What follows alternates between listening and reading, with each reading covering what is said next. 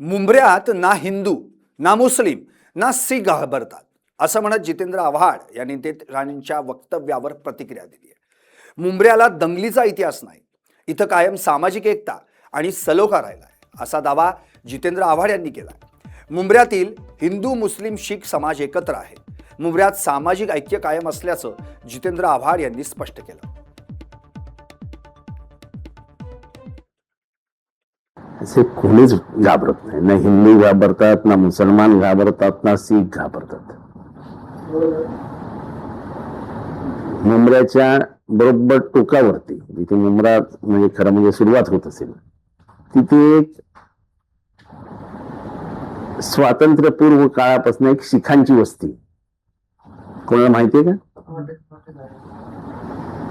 रेतीबंदर नावाच्या भागामध्ये तिथे गुरुद्वारा आहे, कोणाला माहिती? मुंबऱ्यामध्ये अनेक वर्ष आगरी समाजाची, कोळी समाजाची शेती होती।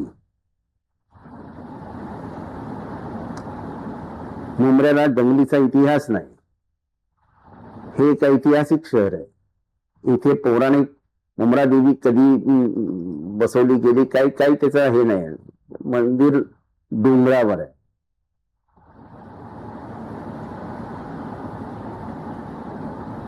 कुठल्याही मुंबईतल्या किंवा कुठेही झालेल्या दंगलीचा स्पर्श कधी मुंबऱ्याला झाला नाही। इथे कोणाचंही वर्चस्व नसून इथे सामाजिक एकता आणि एकोपा कायम राखला गेला आहे।